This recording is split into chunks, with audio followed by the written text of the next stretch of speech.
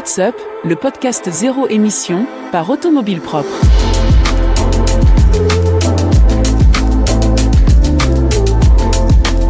Bonjour à tous, ravi de vous retrouver pour ce numéro 116 du podcast. Cette semaine encore, un épisode quelque peu différent pour cause de week-end à rallonge ou de semaine raccourcie, comme vous voulez.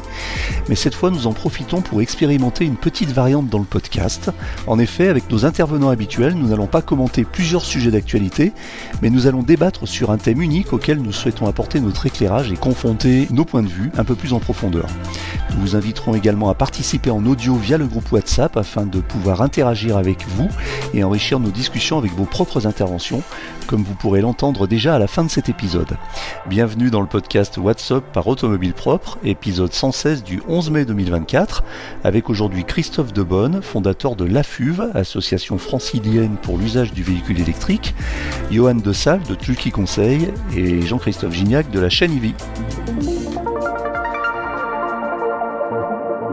Bonjour messieurs. Bonjour Eric. J'espère que vous allez bien. Aujourd'hui, nous inaugurons une nouveauté dans le podcast. En effet, avec nos experts préférés ici présents, nous n'allons pas commenter plusieurs sujets d'actualité, mais nous allons débattre sur un thème unique auquel nous souhaitons apporter notre éclairage et confronter nos points de vue un peu plus en profondeur. Pour les prochains débats, nous vous inviterons à participer en audio via le groupe WhatsApp afin de pouvoir interagir avec vous et enrichir nos discussions avec vos propres interventions. Aujourd'hui, on démarre tout de suite ce premier débat avec Tesla. Quelle surprise! Vous pensez peut-être que pour ce premier débat, on ne s'est pas trop foulé et vous êtes peut-être en overdose de cette marque, ce que nous comprenons parfaitement, mais il se passe trop de choses en ce moment avec Tesla pour laisser le sujet de côté. Entre le supposé abandon de la petite Tesla à 25 000 € et le focus sur le robotaxi, les licenciements massifs et brutaux, la baisse des ventes et autres sujets, il y a vraiment de quoi faire. Il n'est évidemment pas question de faire le procès d'une entreprise ou d'une marque, ni son apologie, mais simplement de partager notre façon de voir les choses, également à l'aune de nos expériences personnelles. Alors, je mets un petit peu de contexte pour présenter le sujet. Tesla, c'est 96,7 milliards de dollars de chiffre d'affaires en 2023, ce qui représente une progression de 15% par rapport à 2022. Tesla indiquait dans son dernier rapport fin décembre compter environ 140 000 salariés. Concernant les ventes en 2023, les ventes Tesla, c'est 1 800 000 véhicules, un petit peu plus, soit une progression de 38% par rapport à 2022. La capitalisation boursière de Tesla reste impressionnante, même si elle a beaucoup chuté fin 2023 et début 2024. On était à 770 milliards à l'automne 2023 et Tesla a presque perdu 200 milliards de capitalisation boursière depuis le début de l'année. On est maintenant à 578 milliards. Alors pour avoir un élément de comparaison, il faut savoir que Stellantis, par exemple, qui est aussi un groupe très important, c'est seulement, entre guillemets, 64 milliards de capitalisation boursière, soit presque 10 fois moins que Tesla. Renault, c'est 14 milliards. Et par contre, il y a un challenger important et inattendu, c'est BYD, avec ses 626 milliards de capitalisation boursière, c'est-à-dire un peu plus que Tesla. Enfin, côté vente, le duo Model 3, Model Y représente la quasi-totalité des modèles vendus avec plus de 1 700 000 unités. Alors messieurs, que se passe-t-il chez Tesla ? Eh ben, on comprend pas trop ce qui se passe chez Tesla. La première chose qu'on a apprise, c'est que Elon Musk semblait vouloir mettre son petit modèle, donc on appelle modèle 2 en gros, de côté. Et on n'a pas trop bien compris pourquoi. Lui, il a dit que non. Pourtant, Reuters avait des informations qui avaient l'air assez vérifiables. Et puis finalement, on a appris que il y aura un modèle moins cher, mais ça serait pas vraiment comme annoncé au début un tout nouveau truc et tout. Ça va se baser sur les plateformes existantes, sur les lignes existantes, etc. On a appris aussi l'abandon des gros gigacasting qui a priori finalement était un peu compliqué à gérer pour Tesla et en fait on a l'impression que Tesla fait un rétropédalage dans un peu tous les domaines. On a appris que Elon Musk avait viré toute l'équipe superchargeur et que en gros il avait dit les superchargeurs, l'extension des superchargeurs, en gros on va se calmer là-dessus et on va faire en sorte que les superchargeurs marchent bien et augmenter le nombre de bornes sur les stations existantes, etc. Enfin on a l'impression que ça va pas en gros. Enfin moi je trouve que le signal envoyé il est pas très bon. Qu'il y aura pas de nouvelles usines a priori. Qu'on va utiliser les chaînes existantes pour les futurs modèles. Alors Elon Musk dit qu'il y aura plein de nouveaux modèles, etc., etc. Mais dans les faits, les licenciements l'arrêt du développement des superchargeurs, l'arrêt du développement des nouvelles technologies d'emboutissage, etc. Enfin, il y a beaucoup de choses qui laissent penser que ça va pas très bien. D'ailleurs, j'ai vu que si le chiffre d'affaires a baissé de, je sais plus, 8 ou 9% au premier trimestre, le BNF, il a baissé de 55%. Donc, c'est quand même une preuve que ça marche moins bien qu'avant. Et donc, moi, je trouve que c'est un peu, ça fait un petit peu, entre guillemets, peur pour Tesla. Enfin, en fait, moi, j'ai l'impression que Elon Musk est en train de se détourner de Tesla, ça l'amuse plus trop. Et qui fait rentrer le truc, il va faire rentrer la marque dans quelque chose de plus conventionnel. Et voilà. Je sais pas ce que vous en pensez. Je suis pas sûr que ce soit vraiment des mauvaises nouvelles. En fait, des petites voitures pas chères électriques, dans ce podcast, on en a parlé très souvent et on est tous très favorables. La IC3, on l'attend beaucoup. La R5, on l'attend beaucoup. Et c'est des véhicules qu'on veut, des véhicules abordables avec des petites batteries qui correspondent aux besoins du plus courant. Ça, on en veut. Mais par contre, si Elon Musk ne se sent pas d'être capable de sortir cette voiture dans un volume suffisant pour pouvoir en tirer de la marge, parce qu'une entreprise, après tout, il faut que ça fasse de la marge. Et s'il ne voit pas dans ses plans la capacité de sortir cette voiture à 20 25 000 euros ou 25 000 dollars et gagner suffisamment dessus, qu'il abandonne le projet, c'est une décision entrepreneuriale, ça me paraît assez normal. De la même manière, sur les superchargeurs, il a lancé les superchargers au début, et c'était génial parce qu'il n'y en avait pas. Et donc, il assurait, c'est un peu comme si, alors j'ai cherché un peu là avant ce podcast, mais j'ai pas réussi à trouver sur Internet, j'ai pas eu assez de temps, comment s'étaient développées les stations essence il y a 100 ans. Est-ce que les premiers vendeurs de voitures ont développé des stations-service en même temps ? Lui, il a fait ça. Il a dit, il n'y a pas de station-service pour mon énergie à moi, c'est-à-dire l'électricité, donc je sors la voiture et la station en même temps, et comme ça, les gens n'auront pas la crainte. Maintenant, des stations, on a 4 fois plus de stations électriques en France que de stations essence. Donc des stations, il n'y a pas besoin de plus. Et qui mettent son argent sur le développement des voitures plutôt que sur le développement des superchargeurs, moi, ça me paraît une bonne gestion d'entreprise. Plus vraiment besoin de développer les superchargeurs. Christophe ? Moi, je suis assez d'accord avec Johan. Effectivement, sur les superchargeurs, ils ont pris de l'avance en nombre. Là, actuellement, ils déploient les V4. Je pense qu'il n'y a plus besoin d'avoir l'équipe qu'il y avait au début. Effectivement, les superchargeurs, c'était un besoin, c'était une nécessité au début pour développer Tesla. Aujourd'hui, ça ne l'est plus parce qu'il y en a plein d'opérateurs qui se sont mis sur le business. Concernant les véhicules, moi j'ai toujours pensé que la modèle à 25 000 $, ça serait une modèle 3. Finalement, 25 000 $ hors taxe, on est à 30 000 euros TTC, pas loin. On est plus si loin du prix d'une modèle 3. On verra ce que l'avenir nous dira. Je pense aussi que Elon Musk reprend un peu la main sur Tesla, peut-être. J'avais un peu l'impression qu'il avait justement laissé un peu Tesla. Peut-être qu'il reprend la main sur Tesla, et c'est pas plus mal. Il a annoncé le robot taxi pour le mois d'août. Là, il y aura une annonce, a priori. Moi, je pense que c'est effectivement sur les petites voitures, c'est des voitures à faible marge aussi. Et Tesla est une entreprise qui devient peut-être normale et qui a besoin de gagner des sous et de faire des économies.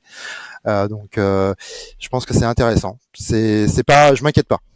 Concernant le robot taxi, moi j'ai un petit peu de mal avec le concept. Déjà, je me demande si quelqu'un est capable de définir ce que c'est, ce qu'Elon Musk entend par robot taxi. Même moi qui suis le sujet depuis de près, pour différentes raisons, j'ai encore pas compris exactement ce que c'était. Et puis c'est un mot dont on se gargarise pas mal depuis quelques années.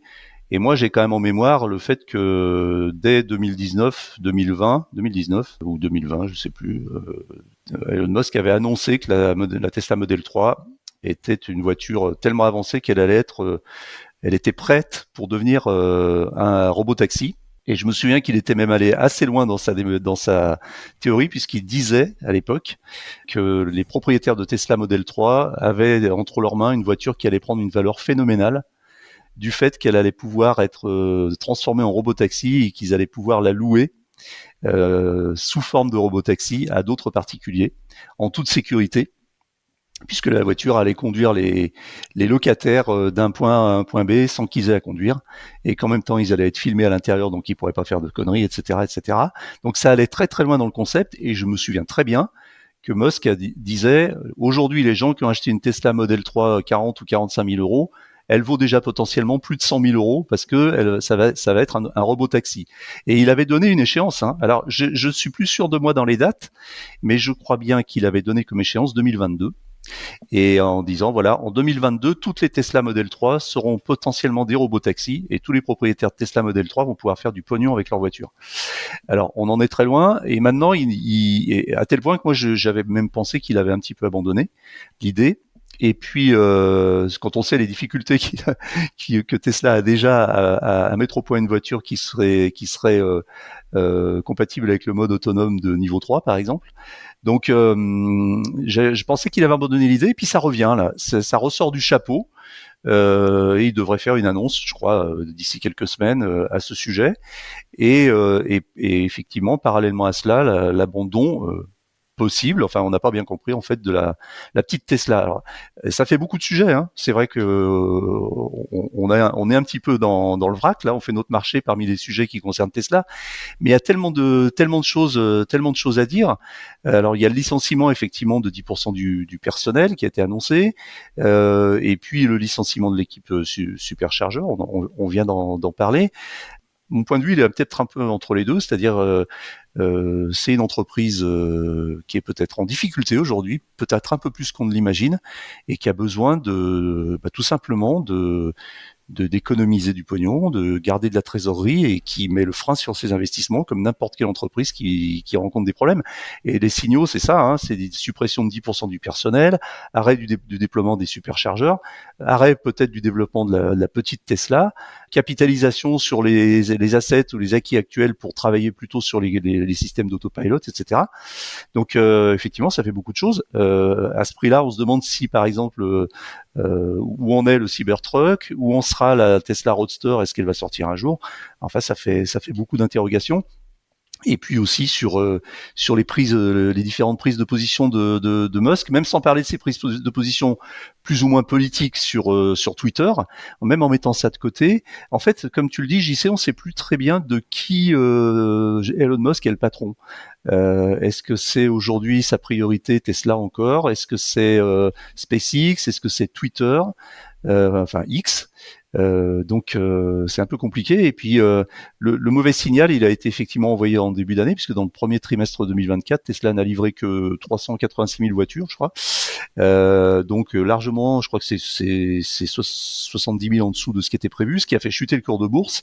Et après, on rentre dans une espèce de toupie infernale comme ça, de cercle vicieux où tout s'enchaîne. Qu'est-ce qu'il y a d'autre encore? Moi, ce qui m'a surpris, c'est la sortie très retardée, j'en ai déjà parlé, hein, de la Tesla Model 3 Performance, qui finalement, voilà, effectivement, elle est très évoluée, elle a beaucoup progressé par rapport à la version actuelle ou la précédente version. Mais est-ce que ça valait le coup d'attendre 6 à 8 mois pour un modèle qui finalement n'est pas si révolutionnaire que ça? Enfin, on a l'impression qu'ils se cherchent un peu, ils ont perdu un peu leur mojo, non?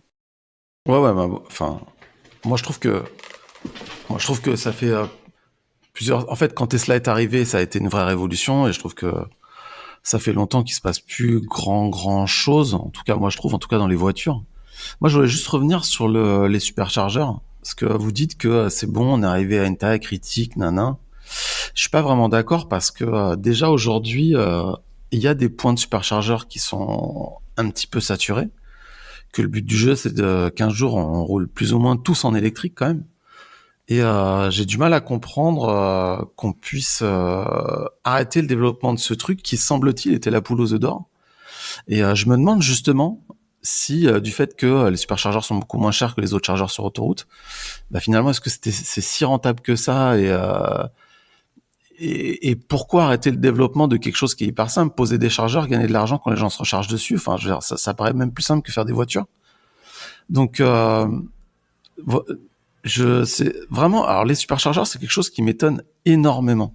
Vraiment. Je ne comprends pas. Il y a une demande, il va falloir en poser encore plus de chargeurs, surtout si à l'avenir on roule vraiment tous en électrique. Et que surtout, le planificateur Tesla ne te fait passer que par les superchargeurs, c'est-à-dire que si le développement des superchargeurs est arrêté, le planificateur va devoir évoluer, sinon les gens vont tous se retrouver au même endroit pour charger, ça va être un enfer. J'ai beaucoup d'interrogations vraiment par rapport à tout ça. Je ne comprends pas. Alors que par exemple, Electra vise 2000 points de charge, je crois, dans 5 ans, quelque chose comme ça, ou 3000 ou 4000, je sais plus. Enfin, quelque chose de complètement dingue.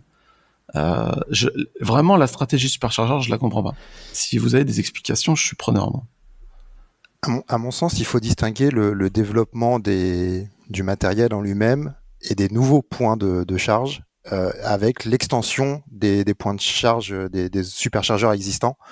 Ça ne veut pas dire que, a priori, dans ma compréhension, ça ne veut pas dire qu'un superchargeur actuel avec 8 stèles ne pourra jamais passer à 12 ou 16. Ça veut potentiellement dire que le superchargeur V5, on n'est pas prêt de le voir, et c'est tout. Aujourd'hui, il y a le V4 qui embarque déjà le terminal de paiement carte bleue. Pour moi, ils sont à jour, effectivement. Après, et en point de charge, en superchargeur, il y a suffisamment de points sur la carte pour aller de l'un à l'autre. Après, effectivement, il faudra, et ça, je suis pas trop inquiet encore. Il faudra pouvoir avoir la capacité de l'étendre, c'est-à-dire de rajouter des superchargeurs sur les zones déjà existantes. Je suis pas sûr que vendre de l'électricité via des chargeurs aujourd'hui, ce soit très rentable. Eric, toi, t'as reçu beaucoup, t'as reçu Electra, t'as reçu Bump, t'as reçu beaucoup d'acteurs de ce métier-là. Ouais. En général, c'est des sociétés qui aujourd'hui, croisent beaucoup parce qu'il faut prendre des positions géographiques, parce qu'il faut se poster là où il y a des besoins, mais elles croissent par des levées de fonds. Elles croissent pas par leur rentabilité. Et je crois pas aujourd'hui que ces sociétés soient rentables sur cette activité-là. Elles peuvent avoir plusieurs activités, comme Bump, par exemple. Et je suis pas sûr que ce soit l'activité de revente de l'électricité qui soit la plus rentable. Donc, encore une fois, dans un souci entrepreneurial de gestion des capacités d'investissement, je comprends que Tesla décide d'en mettre plus sur les véhicules et moins sur les superchargeurs. Par contre, pour le coup, les robotaxis, là, je comprends pas du tout. Non plus. Là, je comprends pas du tout, parce que je vois pas le marché, je vois pas quand est-ce que ça pourra être prêt. Là, on est vraiment sur des annonces à la Elon Musk où la voiture va sortir dans 2 ans, et puis 5 ans après, on commence juste à avoir les premières photos. Moi, j'ai travaillé un petit peu le sujet. Alors, je suis pas un spécialiste du domaine, mais j'ai travaillé, par exemple, sur comment est-ce qu'une voiture autonome reconnaît la route du trottoir quand il a neigé. C'est tout bête, hein, mais quand il a neigé, la route et le trottoir, c'est blanc pareil. Hein. Ouais. Et le GPS, un humain non plus ne reconnaît plus. Ouais, mais le GPS, il est pas suffisamment précis pour vous dire là c'est la route et là c'est le trottoir. Donc c'est pas avec ça que ça peut reconnaître. C'est des questions super compliquées. J'ai travaillé aussi sur un sujet qui était de la voiture. Donc quand vous suivez une autre voiture, il y a un trou dans la route. Il faut qu'en une fraction de seconde, vous preniez la décision de savoir si vous allez rouler dans le trou ou faire un écart en fonction de si à droite, à gauche, de la vitesse, ainsi de suite. Ça c'est pareil, c'est des choses qu'un être humain fait instinctivement. Il voit le trou et puis il décide ou pas. Des fois, juste il roule dans le trou. La voiture, il faut lui apprendre. Il faut lui apprendre à prendre la décision de est-ce que je fais un écart sur la gauche ou pas. Est-ce qu'il y a un motard qui est en train d'arriver sur la gauche juste à ce moment-là dans mon angle mort. Enfin, voilà. Et des questions comme ça, moi j'ai travaillé juste sur ces 2 questions-là. Des questions comme ça, il y en a des milliers avant de réussir à passer le rond-point de l'étoile. Donc le robotaxi, moi, je crois pas du tout, enfin pas à court terme, et peut-être pas de mon vivant. Christophe, juste avant que tu reprennes la parole, j'ai trouvé, ce que tu disais, c'est intéressant parce que sur les superchargeurs, c'est-à-dire qu'en fait, on pourrait imaginer que la croissance des stations soit stoppée ou en tout cas mise en veille pendant un petit moment, et que ça se traduise simplement par en fait 2 choses, plus de nouvelles stations et plus d'innovation dans les stations actuelles, mais par contre une possible encore extension des stations actuelles. Alors moi je me posais une autre question, et après je te redonne la parole, Christophe, c'est est-ce qu'on pourrait imaginer que que Tesla mette le déploiement des superchargeurs en veille parce qu'il sent qu'il y a une trop forte pression de la concurrence et que ça devient très compliqué, et qu'aujourd'hui peut-être que les nouveaux arrivants, les challengers sont finalement très bien placés, très dynamiques, qu'ils ont surtout une emprise locale qui est peut-être plus forte que ne peut l'avoir Tesla. Je sais pas ce que vous en pensez. C'est un choix stratégique, hein, effectivement, hein, de faire ce choix, de pas il est conscient qu'il peut pas tout faire, donc il fait le choix de freiner sur les superchargeurs parce que effectivement il y a la concurrence en face qui est arrivée et qui fait qui a elle à 100% du temps à passer dessus. Tesla, je l'ai moi constaté à mon petit niveau, hein, est capable du meilleur comme du pire.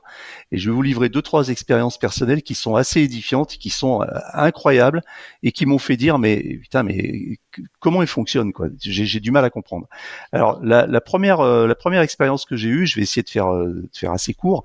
C'est l'été dernier, j'étais en vacances et puis en vacances itinérantes dans le sud, l'ouest, le sud-ouest et l'ouest de la France.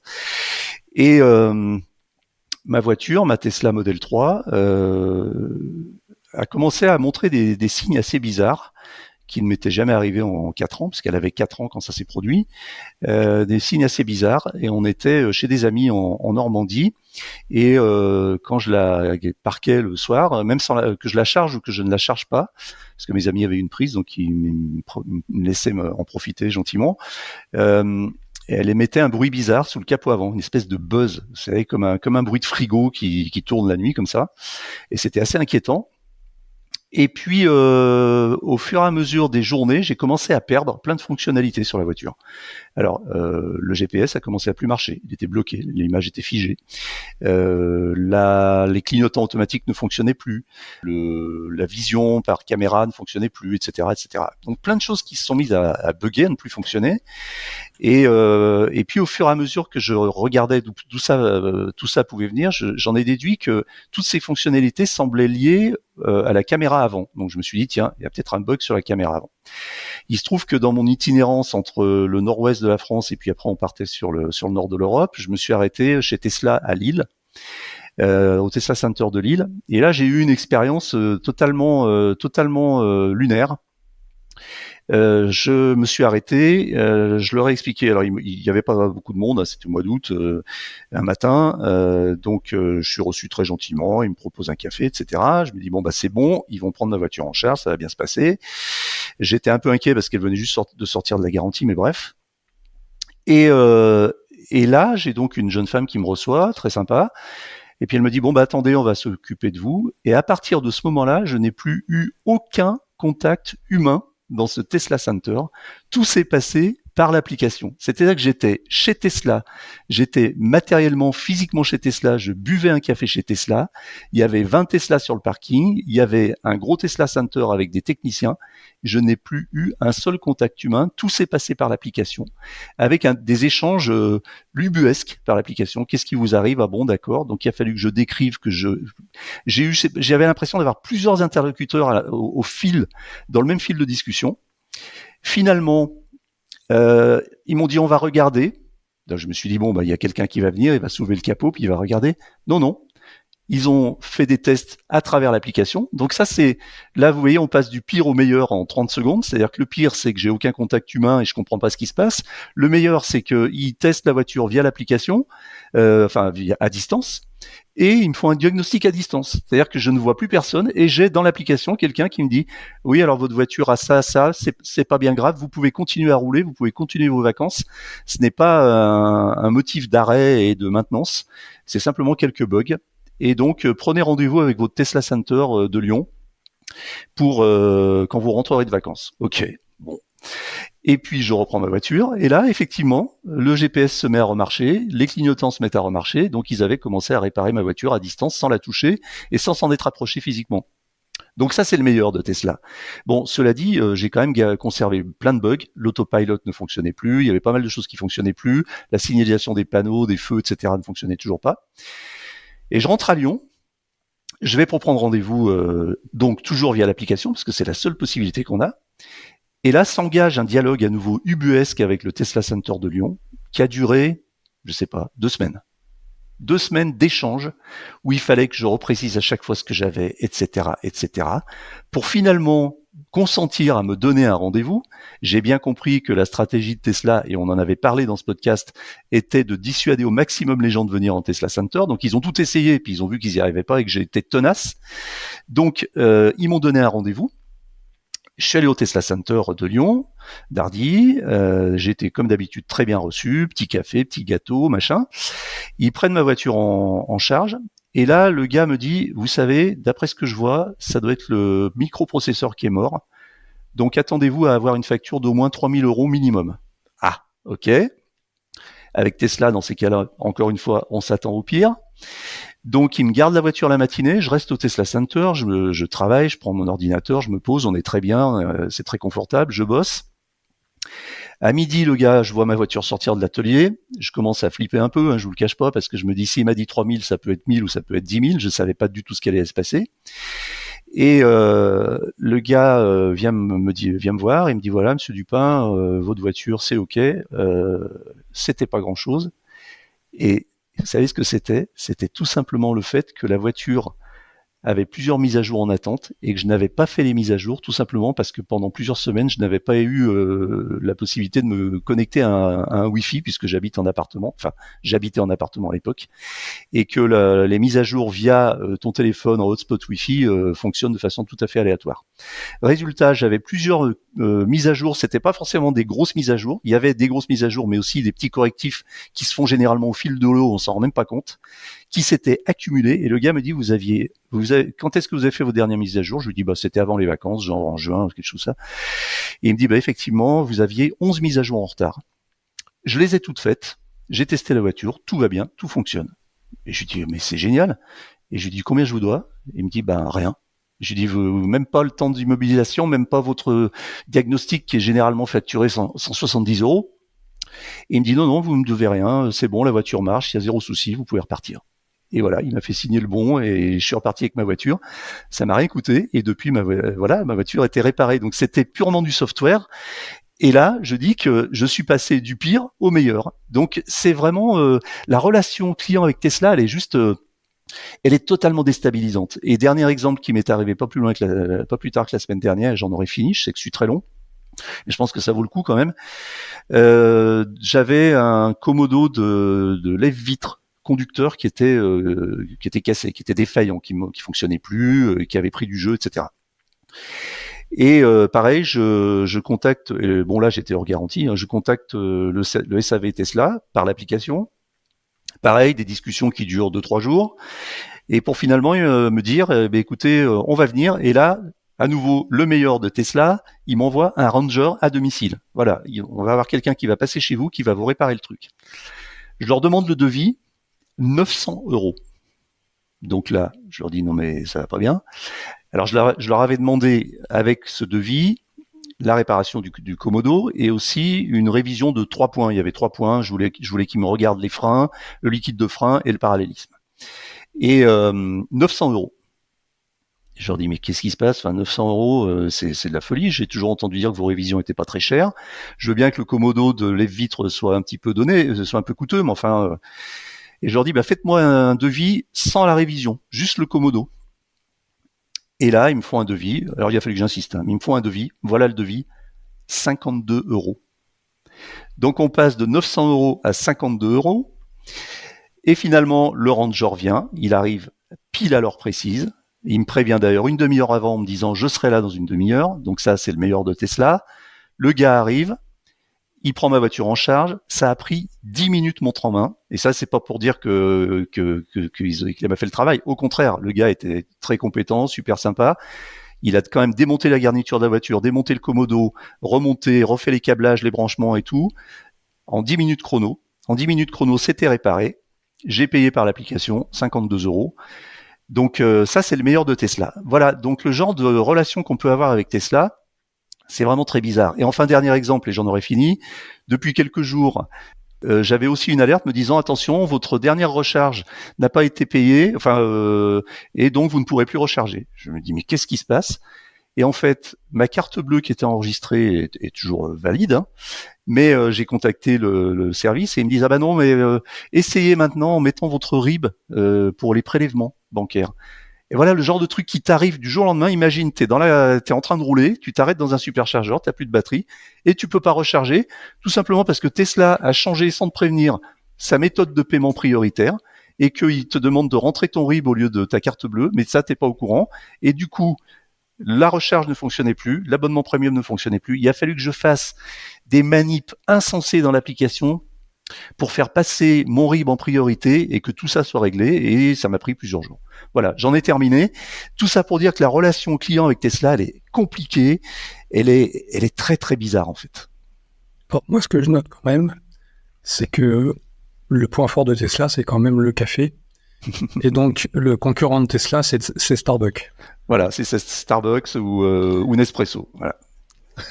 Mais ils font le café gratuit, si je me trompe. Parce que 2 fois, tu as eu café gratuit. Ah bah ouais. Non, Et à même, 52 euros. Même, ouais. Ah non, parce que le conducteur est pas venu avec le café quand même. Non, moi je lui ai proposé un café, il a pas voulu parce qu'il était pressé, il avait un timing.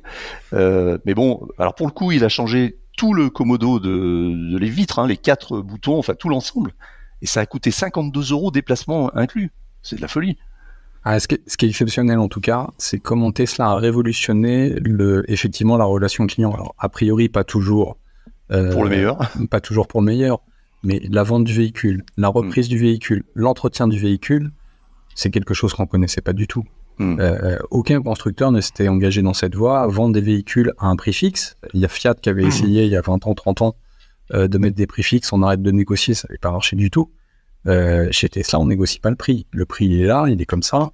Et à la rigueur, Tesla baisse les prix du jour au lendemain. Alors, c'est valable, je crois, pour les ventes qui sont passées les 7 jours précédents. Mais si j'ai acheté et que le prix baisse dans 10 jours, et ben voilà, tant pis pour moi. Si j'ai acheté et que le prix monte dans 10 jours, et ben tant mieux pour moi. Donc, les ventes directes sans négociation de prix, directement par Internet. L'entretien, effectivement, on peut prendre rendez-vous par une appli, on peut se faire dépanner over the air. C'est eux qui ont inventé ça, inventé en tout cas, qui l'ont vraiment mis en pratique. Ça existe sur d'autres marques, mais c'est vraiment chez eux que c'est le plus développé. Alors pas toujours pour le meilleur, c'est d'après ce que j'entends. Alors c'est d'ailleurs un conseil que je donne à tous nos auditeurs qui roulent en Tesla, faites bien les mises à jour, parce que vous allez au-devant de petits problèmes assez désagréables et assez bizarres si vous avez quelques mises à jour de retard. Et mettez votre RIB. Et mettez votre RIB aussi dans l'application. Ouais, je me suis déjà retrouvé au début où j'avais la Tesla, et là c'était ma carte bleue qui était expirée, et sur le coup on comprend pas ce qui se passe, et effectivement un moment de panique en route, à se dire mince, comment je vais faire, quoi. Moi personnellement, ce service client, moi personnellement j'adore. Enfin, je trouve ça vraiment tellement plus simple, le paiement direct dans l'appli, le devis, le machin, le suivi. Moi, j'ai une Hyundai à côté. Quand je fais mes révisions Hyundai, j'ai l'impression d'être au 15e siècle, quoi, tu vois. Mais les constructeurs historiques, je pense, essaient de trouver une nouvelle façon, effectivement, voilà, que ce soit les points d'accueil, l'entretien des véhicules, ils tâtonnent. Bon, bah écoutez, messieurs, en conclusion, qu'est-ce qu'on peut dire? Est-ce que Tesla sera un jour une marque normale? Est-ce qu'elle est en train de devenir une marque normale? C'est un concept assez vaste, hein, la normalité, mais... Peut-être qu'elle est en train de devenir normale, finalement, comme marque. Peut-être. Elle est confrontée à des marques, aux problèmes de marques historiques, effectivement. Et il faut à un moment donné gagner de l'argent, il faut économiser, on peut pas dépenser sans compter. Après, non, je pense pas qu'elle devienne un jour une marque normale. Je pense qu'elle restera toujours un peu à part comme ça. Notamment, alors peut-être tant que Elon Musk sera là, en tout cas.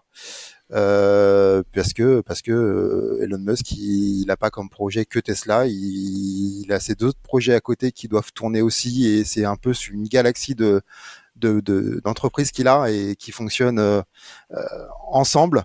C'est-à-dire que potentiellement les bénéfices Tesla, il les réinvestit dans SpaceX et ainsi de suite. Bon, il y a Twitter, ça a peut-être été son erreur finalement. Mais enfin voilà, c'est mon avis. Et ça rejoint un petit peu ce que tu disais, Jean-Christophe. Est-ce qu'on pourrait imaginer? Tu disais que tu te demandais si Musk était pas en train un petit peu de lâcher l'affaire sur Tesla. Est-ce qu'on pourrait imaginer qu'il se retire? C'est quelque chose d'imaginable, et que justement, alors, pour le coup, Tesla devienne vraiment une marque normale avec un comité de direction différent, qui fonctionne d'une façon différente, et puis qui fonctionne comme une vraie marque, enfin comme une autre marque automobile, et qui se fondrait un peu dans la masse et en perdant ses spécificités. Est-ce que ça serait pas une petite mort pour Tesla? Mais moi, j'ai le sentiment que depuis longtemps, Tesla, il est plus dans ce... J'ai l'impression que Tesla a fait très très fort au début, a vraiment révolutionné le game au début, et que depuis, c'est un peu roue libre. Il y a plus beaucoup... Enfin, à part le Cybertruck, il se passe pas grand-chose. C'est vrai. les voitures évoluent assez peu. Moi, je pense que Tesla, c'est devenu plus ou moins une marque normale. Quand tu compares à Apple, quand Steve Jobs a disparu, on a tous eu peur pour la marque et en fait, elle a continué à être là et innover finalement et faire des choses assez incroyables quand même. Et elle n'a jamais été aussi bénéficiaire que depuis la direction. Mais Steve Jobs n'était pas entre guillemets fou comme Elon Musk. Tu sens qu'Elon Musk peut quand même vriller et partir sur des concepts qui peuvent nous paraître bizarres. Par exemple, le robotaxi, pour nous, Européens, c'est vraiment un micro-marché, le robotaxi. Et t'as l'impression que lui, ça l'amuse. En fait, en gros, t'as l'impression que ça l'amuse. Ça le chauffe plus que faire une petite bagnole et il a envie d'y aller. Moi, je pense que Tesla survivrait largement sans Elon Musk, avec un petit peu plus de sérénité, je pense, pour tout le monde, les investisseurs, les acheteurs, parce que même nous, en tant que possesseurs de Tesla, rien qu'une mise à jour, tu te demandes ce qui va te tomber sur le coin de la tête. Parce que non, mais c'est vrai. On a eu des mises à jour qui ont perturbé bien sûr. C'est le prix à payer. Voilà. Si tu veux avoir une voiture vivante, moi je trouve ça génial d'avoir une voiture qui évolue. Enfin, j'ai eu la mise à jour des phares Matrix au bout de 3 ans. Enfin, c'est génial d'avoir une telle mise à jour, quoi. Alors effectivement, fou, après, le pendant de la chose, c'est que effectivement, de temps en temps, il y a des petites régressions qu'il faut savoir accepter, à mon sens. Moi, ce qui m'a bluffé comme mise à jour, c'était il y a quelques temps, 6-9 mois. J'en ai pas beaucoup entendu parler. C'est une mise à jour qui a activé les vibrations dans le volant quand on franchit une ligne. Et j'ai trouvé ça incroyable parce que je me suis dit, avec une mise à jour software, ils sont capables d'activer une fonctionnalité hardware. C'est-à-dire qu'ils sont capables de faire vibrer ton volant juste en changeant une ligne de code. J'ai trouvé ça incroyable. J'ai discuté un jour avec un ingé Renault, il m'a expliqué quelque chose qui était vraiment fondamental. En fait, toutes les voitures aujourd'hui, elles sont mises à jour en OTA. Mais le problème, c'est qu'on croit que c'est comme Tesla, quoi. Genre Renault, ils peuvent tout mettre à jour dans la voiture, mais c'est pas du tout le cas. Et en fait, Tesla, là où il a été fort, c'est quand il a sorti sa voiture, c'est un système centralisé. Alors, je sais plus comment ça s'appelle, c'est Software Defined Vehicle. Je crois que c'est ça. Et en gros, toute la voiture est gérée par, en gros, un ordinateur central. Et donc, Tesla peut agir sur tous les éléments de la voiture par mise à jour, ce qui est pas du tout le cas des autres. Et les autres te disent, il y a des mises à jour OTA, mais ça va être seulement, par exemple, chez Renault, la Mégane actuellement, il y a juste l'écran central qui est en OTA, l'écran devant le volant, il n'est pas en OTA. C'est-à-dire qu'il ne bougera jamais. Et donc, c'est plein de petits systèmes, et petit à petit, Renault avance, et chaque petit système devient OTA, mais c'est pas du tout encore, et c'est là où Tesla a une avance fondamentale, et qui peut vraiment faire ce qu'il veut de ses bagnoles, et malheureusement, je trouve qu'il pourra en faire beaucoup plus, et c'est pas le cas. Mais Tesla peut jouer sur absolument tous les éléments de la voiture, tandis que les autres, par exemple, ajouter du one pedal, chez Renault, c'est pas possible parce que les différents systèmes, la régène, le machin, communiquent pas avec le reste et tu peux pas le modifier comme ça juste avec une mise à jour logicielle. Alors Musk, il avait aussi une espèce de méthode ou de philosophie. Il observait beaucoup ce que faisaient les constructeurs européens et notamment Porsche. Et en fait, il a eu l'occasion d'expliquer que il faisait évoluer ses voitures par petites touches cosmétiques, un peu à l'image de Porsche. C'était un peu le modèle, de façon à ce que les voitures durent dans le temps et qu'elles ne se démodent pas trop vite. Et effectivement, si tu prends une 911 d'il y a 10 ans et une 911 d'aujourd'hui, même s'il y a eu une grosse mise à jour avec la 992, finalement, les différences sont assez cosmétiques. Tu reconnais tout de suite la voiture, c'est toujours la même voiture, ce sont des évolutions. Si bien que les possesseurs de Porsche 911 d'il y a 10 ou 15 ans sont très contents parce que leur voiture ne s'est pas trop démodée et elle garde beaucoup de valeur, voire elle en prend. Et c'est pareil avec Tesla. Si tu regardes une Model 3 d'il y a 7 ans ou 6 ans et une Model 3 d'aujourd'hui, il n'y a pas énormément de différence, même si le dernier lifting a apporté quand même quelques modifications esthétiques. Et si tu regardes quelqu'un qui n'est pas un initié, tu lui montres une Model S de 2015 ou 2016 et une Model S de 2024, il va pas sauter au plafond en se disant ah ouais quelle évolution, c'est complètement dingue. Il y a pas, c'est très cosmétique en fait. Et ça c'est quelque chose aujourd'hui qu'on a tendance effectivement à reprocher à Tesla, de dire bon bah finalement c'est fini la grande révolution Tesla, ils sont rentrés dans le rang, ils n'évoluent plus. Et il y a aussi, je pense, une volonté délibérée de dire on fait durer au maximum, en tout cas, la ligne de nos voitures, et par contre, on les fait évoluer plutôt du côté des fonctionnalités et du software. Ça, C'est un peu le concept qu'a Volkswagen en fait. Ouais. Par exemple, la Golf, c'est qu'une évolution d'évolution. C'est vrai. Et c'est pour ça que la gamme ID, je pense, elle a surpris les clients et elle a pas forcément fonctionné parce que justement, ça a été un gros chamboulement dans le design et je pense que si Volkswagen avait continué à faire du Volkswagen en électrique, ça aurait peut-être mieux marché. Christophe? Mais Elon Musk, c'est un développeur en fait, et je pense qu'il a repris la méthode agile, il l'a appliquée en tout cas à l'automobile, c'est-à-dire qu'on part d'un modèle et puis on le fait évoluer petit à petit tous les quelques mois, voilà. Et effectivement, enfin c'est tout à fait moi ça me rappelle tout à fait la méthode agile en informatique, en gestion de projet, quoi. Ouais, que tu connais bien, Christophe, puisque tu es toi-même développeur informatique. Oui. Donc c'est un sujet que tu maîtrises parfaitement. Question que je me pose, c'est que à l'époque, quand tu avais une Tesla, c'était vraiment incroyable. Enfin, les gens, il y avait une hype autour de cette marque incroyable. Et moi, la question que je me pose, et j'aimerais bien avoir votre avis, est-ce qu'aujourd'hui, il y a une hype Tesla toujours? Est-ce que c'est toujours aussi une marque toujours aussi stylée voilà. Est-ce que selon vous, il y a toujours une hype Tesla? Oui, pour moi, clairement. Même si ça s'est fortement banalisé et qu'il y a aussi une grosse partie de la population qui déteste Tesla pour plein de raisons, que je comprends aussi tout à fait. Il y a aussi le syndrome, j'en avais parlé, le syndrome de la Tesla blanche, qui saoule tout le monde, mais malgré tout, il y a toujours une hype autour de Tesla. C'est indéniable, et à mon avis, elle est pas près de disparaître. Ils ont marqué leur époque et ça restera. Johan? Ah ouais, moi pour répondre très vite aux 3 questions qui viennent d'être posées. Est-ce que Tesla devient une marque normale? Je pense que Tesla crée un nouveau normal, parce qu'il y a quand même des choses qu'ils ont apportées au métier, à la profession, qui sont une évolution que beaucoup de gens attendaient. Je reviens sur le prix fixe, le fait de ne pas négocier. Moi, je connais beaucoup plus de gens qui sortaient de la concession en se disant « je me suis fait avoir sur mon prix », même pour une voiture d'occasion ou quelque chose comme ça, que des gens qui sortaient en se disant « j'ai fait une super bonne affaire ». Avec Tesla, on sort de la concession rassuré parce que les Polonais n'avaient pas à négocier. Est-ce que Elon Musk veut lâcher Tesla?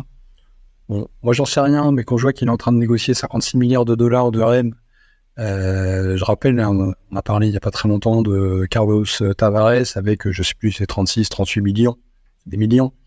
Ouais. Elon Musk, il est en train de parler de milliards. Si j'ai payé comme ça, alors il a pas de salaire, je sais bien, c'est juste du risque, de la prime, ainsi de suite. Bon, moi, je sais pas quel est son niveau de vie, de quoi il a besoin, mais quelque chose où j'arrive à sortir un salaire en milliards, même si c'est 1, je crois que je le lâche pas comme ça quand même, pas tout de suite. Et puis, est-ce qu'il y a toujours de la hype autour de Tesla? C'est une marque hyper polarisante, c'est une marque qui est on aime ou on déteste. Et clivante. Ouais, c'est très clivant. Alors moi, je suis plutôt à détester. Mais je reconnais quand même qu'ils ont inventé des trucs. Voilà, et j'ai pas du tout envie d'avoir une Tesla parce que je suis plutôt du côté des gens qui aiment pas cette marque et surtout qui aiment pas Elon Musk en fait. Ouais, voilà. Et ça, la question, c'est est-ce que t'aimes pas Tesla ou t'aimes pas Elon Musk? Ouais, c'est plus Elon Musk. C'est plus Elon Musk parce que j'ai déjà essayé des Tesla dans ma vie et c'était très bien. Alors j'ai jamais fait des longs trajets avec, mais les essais que j'ai faits, moi je me souviens, c'était il y a très longtemps, c'était quand? C'était 2016, je crois, 17. Alors, je vais peut-être dire une grosse bêtise, là. J'avais essayé un modèle X 540 chevaux, mais c'était super marrant. Je m'étais éclaté là-dedans. Moi, je sortais à l'époque, j'avais une Fluence Z2, alors vous imaginez. Wow! Fluence Z2, modèle X. C'était toi. Ah, le choc des cultures. Ah ouais, non, c'était exceptionnel. Mais donc, ouais, je pense qu'il y a une hype, mais pour une partie de la population. Et il y a je sais pas comment c'est, une déshype. Très bien.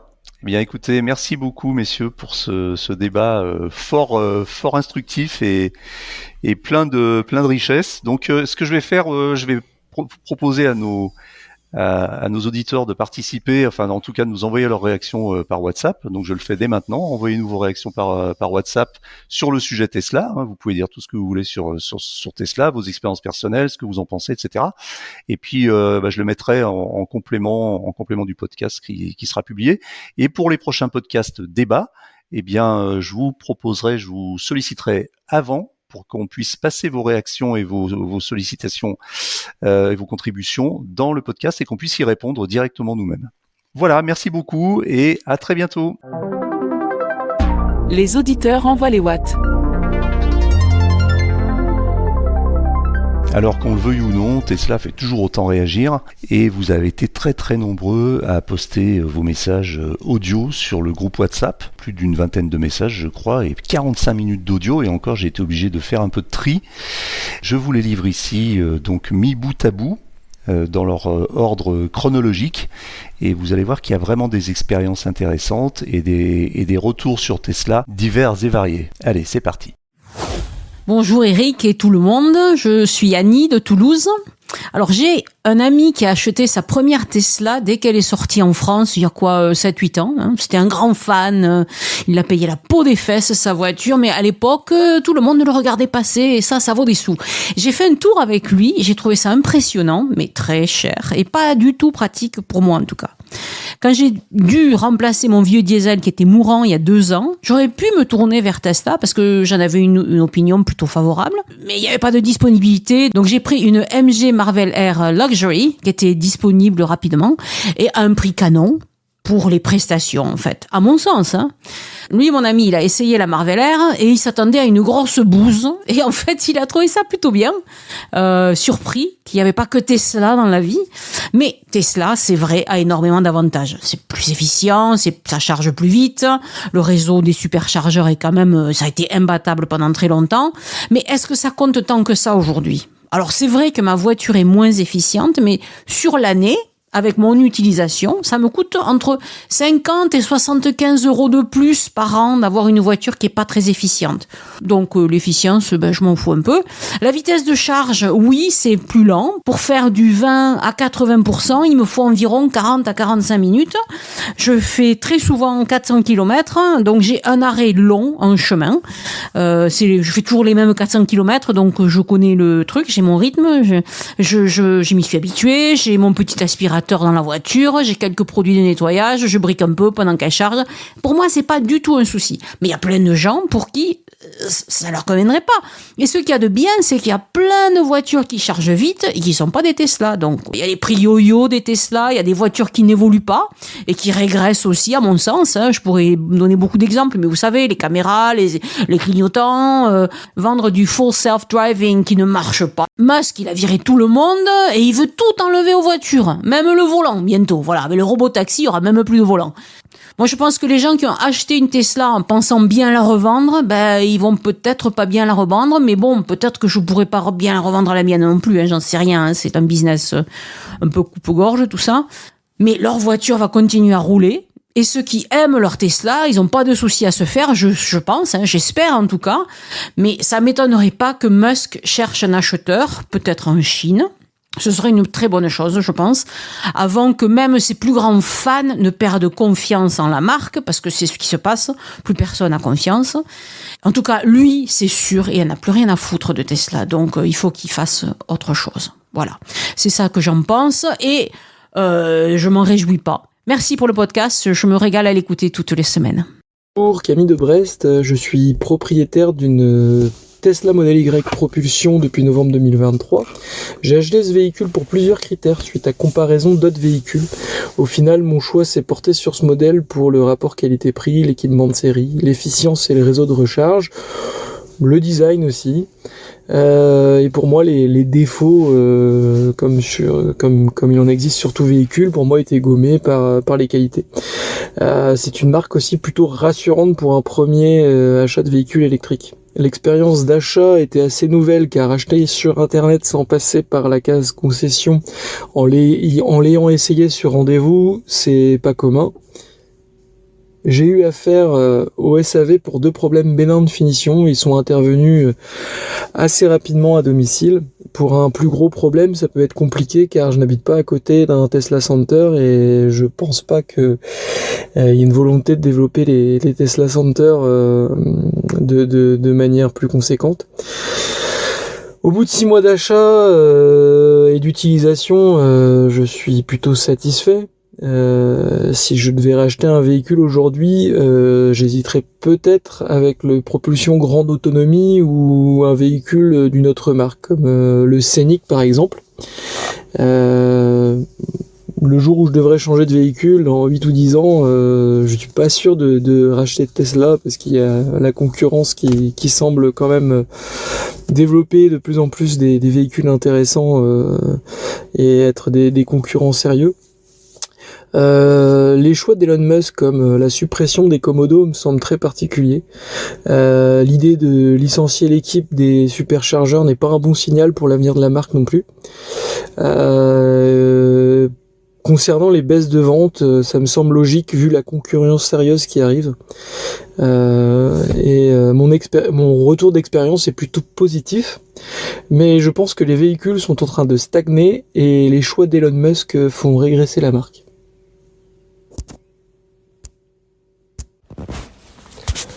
Bonjour, Roland de Grenoble. Désolé pour ma voix, j'ai chopé froid. Donc voilà. Donc je fais quand même un petit audio par rapport à Tesla. Donc qu'est-ce qui m'a fait passer à Tesla et pourquoi j'ai choisi cette marque ? À la base, surtout pour son réseau de superchargeurs. Comme vous le savez, j'ai roulé en Leaf pendant longtemps et les bornes toujours en panne ou qui ne fonctionnent pas, même encore de nos jours on voit un peu ça. Chez Tesla, j'ai jamais eu aucun souci sur un chargeur, et même s'il y en avait un qui marchait pas, il y en a tellement on les a à côté des autres qu'on trouve toujours à se dépanner, donc j'ai jamais eu de souci. J'ai cru entendre qu'il y avait un rapport qui disait que les bornes Tesla sont fiables à plus de 99%. Donc c'est plutôt, j'étais plutôt serein sur ce plan. C'est un peu pour ça que j'ai choisi Tesla. J'ai choisi cette marque aussi pour sa réputation de fiabilité. Beaucoup de gens que je connais ont eu des Tesla et ont toujours été satisfaits. Donc voilà, c'était un peu ça. Concernant Elon Musk et un peu ses choix un peu compliqués, donc déjà la personne est un peu compliquée, donc peut pas faire des choix simples. Je pense que par rapport au licenciement, je trouve que c'est normal par rapport à la situation. Le choix des licenciements en interne, comme a fait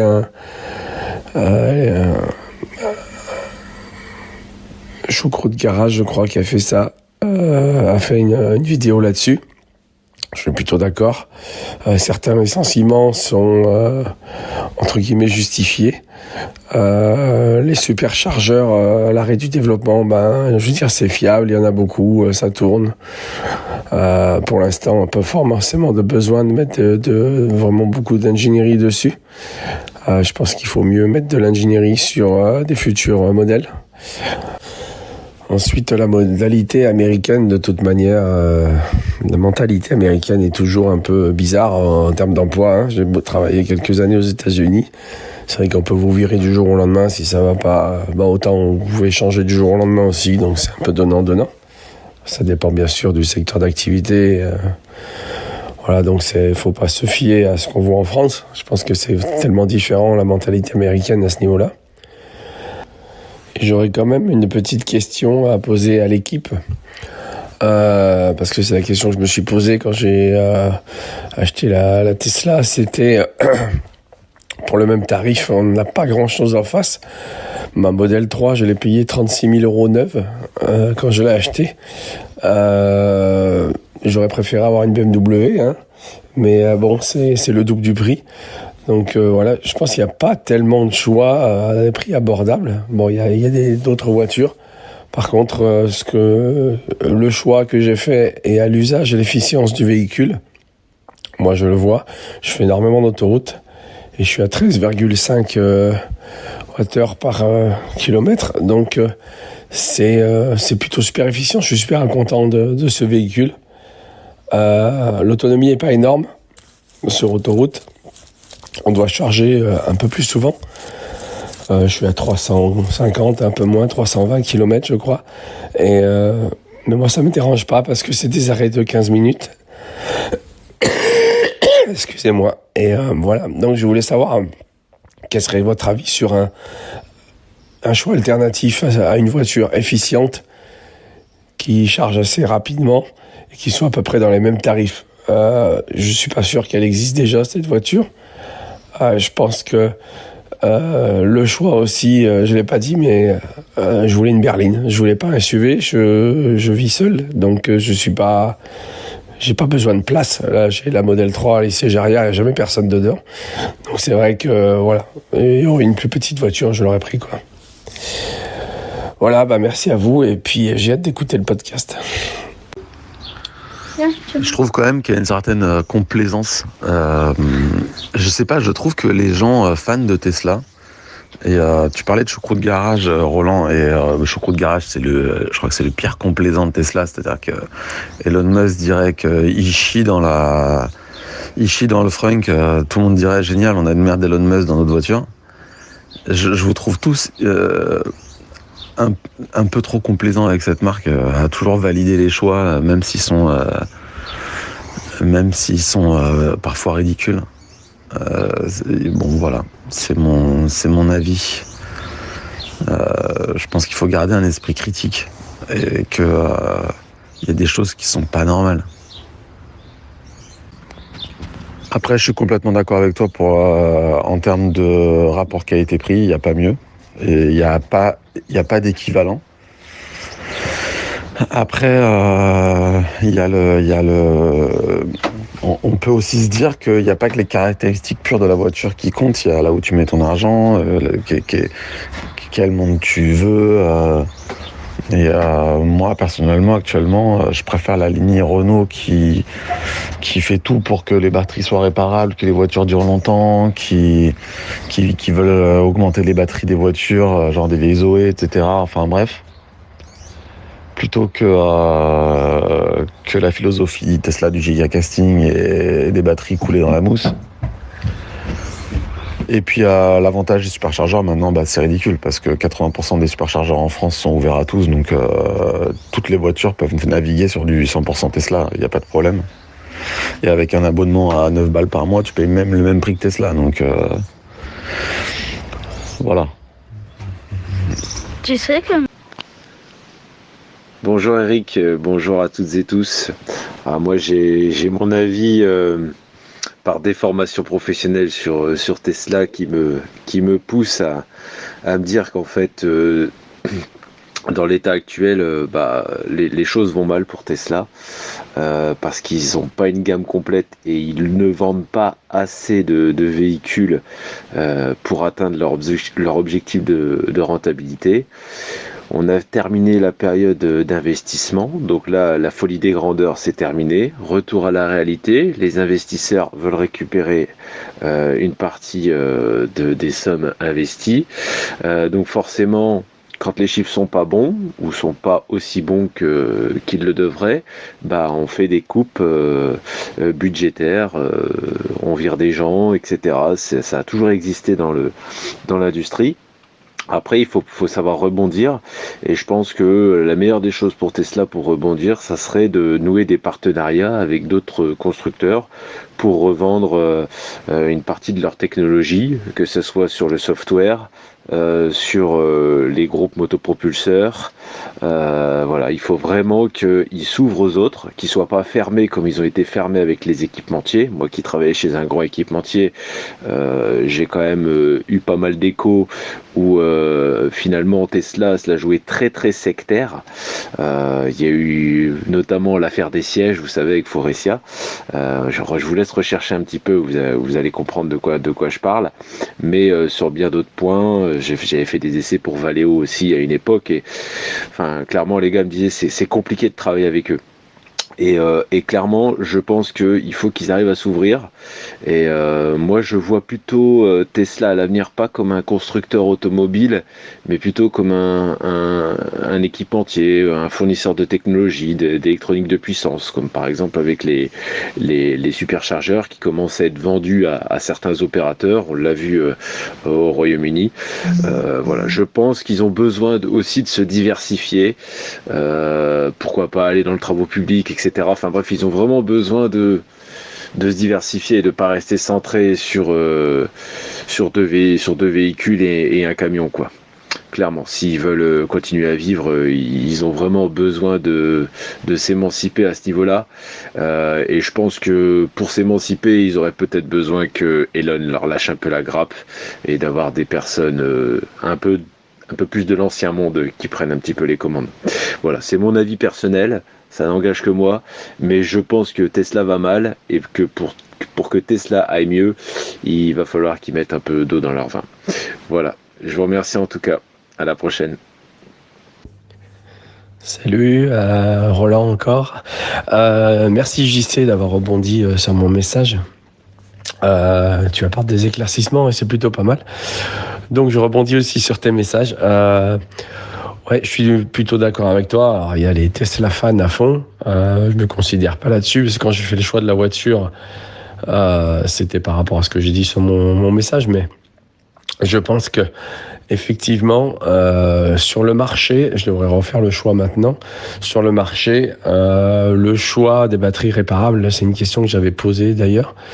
Et la façon de faire de Tesla et entre guillemets, la non-réparabilité des voitures fait que ce serait pas le meilleur choix à l'heure d'aujourd'hui.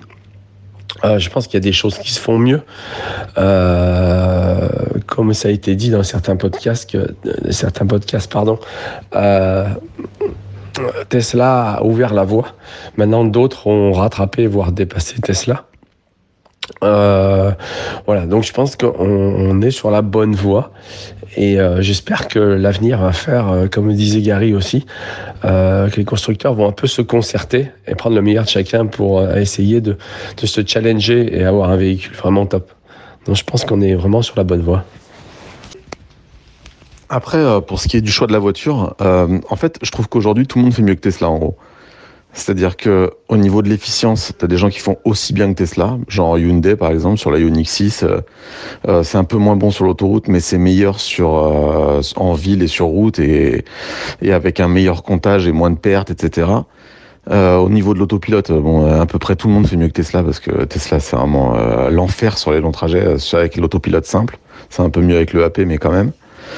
Au niveau du planificateur, aujourd'hui, il y a beaucoup de gens qui font mieux que Tesla parce que Tesla t'oblige à passer par les superchargeurs, alors que, par exemple, tu as une Renault Scénic, tu peux dire je veux faire que les superchargeurs, tu vas avoir un bon planificateur pour les superchargeurs, mais tu peux dire aussi j'ajoute Ionity parce que j'ai un abonnement, j'ajoute un tel, et tu vas avoir un trajet qui va être donc plus optimisé.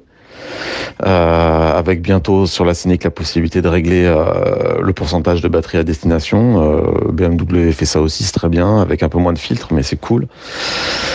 Sur la vitesse de charge, il y en a qui font mieux que Tesla, Hyundai, etc. Donc en fait, dans tous les domaines où Tesla a été une tuerie, c'est plus les meilleurs. Bon, si, il y a la Tesla Model Y allemande en BYD qui fait très fort en termes de recharge. Mais le problème, c'est qu'en fait, quand tu combines le tout et que tu mets tout bout à bout, et comme tu disais, je sais plus qui le disait dans un message, Tesla arrive toujours 2e ou 3e sur chaque élément. Et en fait, et quand tu croises ça avec le prix, voilà, Tesla, c'est un choix raisonnable. Mais Tesla, qui était vraiment la marque la plus innovatrice il y a quelques années, est aujourd'hui rattrapée, voire dépassée, et j'espère, je croise les doigts, mais j'espère qu'un jour il y a quelqu'un qui va réussir à mettre tout bout à bout pour faire aussi bien, si ce n'est mieux, pour le même prix. Ça serait génial. Et sinon, moi, pour les licenciements, j'ai aucun problème. C'est juste, moi, les licenciements côté superchargeur qui vraiment m'étonne. Et je trouve ça très étonnant que vous soyez tous là à dire ouais, c'est bon, il y en a assez. Mais non, il y en a vraiment pas assez. Et tous les opérateurs de bornes, genre PowerDot, Electra et tout, ils tablent tous sur une expansion de folie, quoi. Vraiment, Electra veut multiplier par, 10 le nombre de chargeurs en quelques années, quoi. Et tu vois, là, c'est les départs en vacances, pour le long week-end. J'ai des abonnés qui me disent, putain, c'est tendu, quoi. Les superchargeurs, ils sont chargés, quoi. Il y a du monde. Et attends, si dans 2 ans, on multiplie par 2 le nombre de voitures électriques, 3 ans, 5 ans, je sais pas, si Tesla n'ajoute pas de chargeurs, et surtout si on continue à être bloqué sur les superchargeurs en planificateur, là, clairement, il va y avoir un énorme problème. Pour moi, il faut continuer à pousser les superchargeurs. C'est très, très étonnant. Voilà, bon. Et pour terminer sur les superchargeurs, moi, je pense que s'ils licencient, c'est peut-être que c'est pas si rentable que ça. J'ai jamais vu les chiffres. Alors, si vous en avez, moi, je suis vraiment preneur. Mais peut-être que, tu sais, tout le monde dit, oui, les autres, ils se gavent en faisant payer 59 centimes. Tesla, c'est 0,30. C'est vraiment que les autres, c'est des voleurs. Si Elon Musk, il vire toute son équipe superchargeur, c'est peut-être que finalement, c'est pas si ouf, quoi. Je sais pas. Enfin, je veux dire, si ça gagne du pognon et que c'est un truc facile, tu mets un chargeur, tu gagnes de l'argent, t'en remets un autre, tu gagnes encore plus d'argent, t'en remets un autre, tu gagnes encore plus d'argent. Pourquoi virer les gens et pas continuer l'expansion, quoi? Si vous avez des chiffres sur le chiffre d'affaires des superchargeurs, je suis vraiment preneur. Concernant les superchargeurs, c'est que les Tesla a licencié pas tout la structure superchargeur, mais a licencié la recherche et développement sur les superchargeurs. C'est-à-dire qu'il y a toujours des équipes qui sont là pour vendre et développer les réseaux de supercharge. C'est juste les recherches et développement dans les superchargeurs qui ont changé, qui ont évolué et qui, je pense, s'adaptent. C'est comme si, je sais pas moi, mais tu prends une Renault 5, et une fois que la Renault elle est vendue à 6 millions d'exemplaires, il n'y a plus besoin de recherche et développement, on passe à autre chose. On continue à améliorer la voiture, mais on a besoin de moins de ressources. Et j'y sais, concernant la techno, c'est clair que je pense qu'ils sont un peu dépassés par les Chinois sur les batteries. Et du coup, ce qui se passe, c'est que ils sont déjà en train de se mettre dans la plupart des constructeurs dans l'électrique et développer des voitures efficientes avec des batteries beaucoup plus fiables et tout ça, en sachant que la volonté industrielle en Europe, c'est de produire les batteries en Europe. Donc tant qu'il n'y a pas la production de batteries en Europe qui va baisser les coûts, je pense qu'ils n'ont pas trop le choix techniquement que de prendre les batteries que les Chinois veulent leur vendre à des tarifs raisonnables. Et ces batteries-là ne sont pas forcément super efficientes, quoi, ou super... Enfin voilà, je sais pas trop. Comme toi, je suis pas un expert non plus là-dedans, mais je pense que il y a vraiment une volonté de répondre à un besoin actuel et que les recherches et développements pour avoir ce recul, en fait, c'est pas encore là. Ça vient, on le sent, ça vient, et la concurrence va aider à cela, quoi. Pour les superchargeurs, je me souviens très bien, j'ai essayé de rechercher, mais il tweet tellement que c'est pas possible. Elon Musk, il avait tweeté que il arrêtait, enfin, il se calmait en tout cas, sur le déploiement de nouvelles stations. Et qu'il allait améliorer, la fiabilité du réseau existant et augmenter le nombre de bornes sur les stations existantes, mais qu'il allait pas créer de nouvelles. Donc, il n'y a pas que la R&D, il y a aussi vraiment le fait d'ouvrir de nouvelles stations. Et je pense que c'est pas bien, mais tant mieux pour les autres. Pour en revenir sur le sujet Tesla et les batteries, juste petit rappel, mais c'est vrai que Tesla a un avantage et c'est là où elle a toujours de l'avance. Je suis d'accord avec JC, sur le reste, c'est largement dépassé et c'était avant-gardiste. Par contre, sur la régulation de la température de la batterie, le BMS, pardon, TMS, j'adore ce lapsus, sur le BMS, on voit ce qu'ils ont pu faire avec la BioID Blade sur la modèle Y, avec des courbes de charge de fou, alors que le constructeur lui-même n'arrive pas à avoir ces courbes de charge sur la voiture, quoi. Je rejoins JC sur le fait que Tesla, ouais, ça fait premium. C'est moi, les gens, putain, une Tesla, ouais, en plus j'ai les sièges blancs, alors ça tape un peu à l'œil. Et en fait, pour les gens, ça coûte 100 000 euros. Et en fait, dans l'inconscient collectif, Tesla a gardé... les gens ont gardé à la tête que les Tesla, c'est à l'époque où ça coûtait 100 000 euros. Pour une Model 3, ça coûte 100 000 euros, quoi, ou plus. Mais moi, j'ai eu des discussions, les gens me disent « c'est bon, ça fait 80, non, allez, 60 ». Et on est très loin de la vraie valeur des voitures actuelles, quoi. Bonjour à tous, Alex depuis le Nord. Merci Eric de nous donner la parole pour ce podcast. Alors je vais le développer en 5 points, tu garderas ce qui peut être intéressant ou pas. Je suis pas aguerri à l'exercice, alors pardonnez-moi pour mon allocution, mes hésitations, ou encore quand je vais chercher mes mots. Je vais essayer d'exprimer mon point de vue, c'est ma vision. En aucun cas je considère ça comme une vérité universelle. Alors un peu d'indulgence dans les retours. Merci. Alors le premier point, c'est un coup de gueule que je voudrais passer. J'ai l'impression qu'aujourd'hui, ça concerne pas forcément que Tesla, c'est qu'aujourd'hui, soit ça doit être noir, soit ça doit être blanc, soit on doit être pour, soit on doit être contre. Et lorsqu'on loue la qualité des Tesla pour des choses et d'autres, sans pour autant penser qu'elles sont parfaites, parce que moi-même je pense qu'il y a pas mal de défauts dans les véhicules Tesla, et ben on est forcément taxé d'être un fanboy, et ça devient assez insupportable sur les réseaux sociaux notamment dès qu'on veut échanger. D'un autre côté, il y a aussi des gens qui ont un certain dédain parce qu'ils pensent que rouler en Tesla, ça les place au-dessus des autres. Je vois des choses passer sur des groupes Tesla sur Facebook ou autres que je lis mais dans lesquels je ne participe jamais parce que je suis assez atterré de voir le comportement des gens qui, parce qu'ils ont une Tesla, se sentent socialement ou autre au-dessus. Voilà. Et un tout dernier point coup de gueule, c'est les comparaisons hors segment. Aujourd'hui ou même peut-être avant, mais je le remarque maintenant, c'est qu'on compare souvent des véhicules qui sont dans des segments différents et je trouve ça pas normal. Par exemple, une Model 3, on a pu la comparer à une Mégane E-Tech, alors qu'avant personne aurait comparé une Mégane standard avec une Laguna standard. Ce sont deux véhicules de segments différents. Et la Model 3 est plutôt dans le segment qui était auparavant occupé par la Laguna. D'ailleurs, si Renault veut sortir une Laguna Break électrique, ça serait cool. Et ensuite, le Y qu'on peut comparer avec le Scénic, le 3008.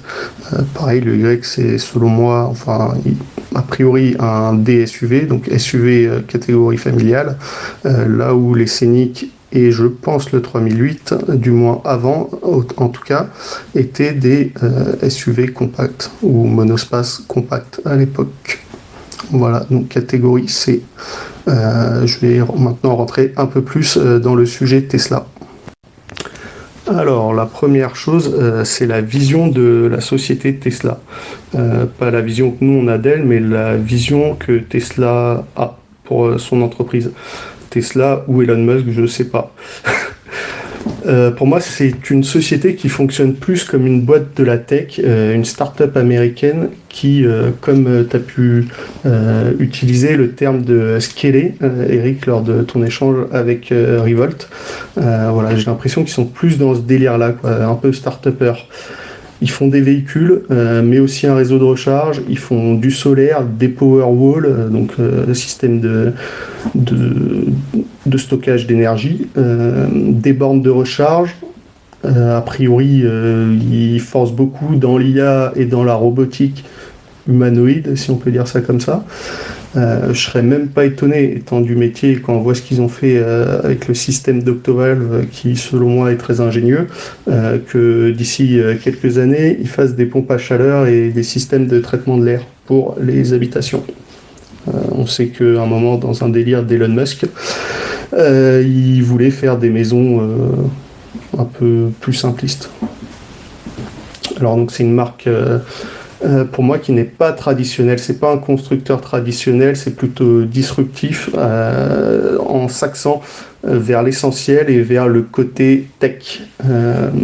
Et pour cela, je pense qu'ils ont aujourd'hui atteint au niveau des ventes un plafond de verre parce qu'il y a des gens qui ne sont pas réceptifs à ce côté disruptif et ça se comprend totalement, ni au changement de paradigme sur le véhicule.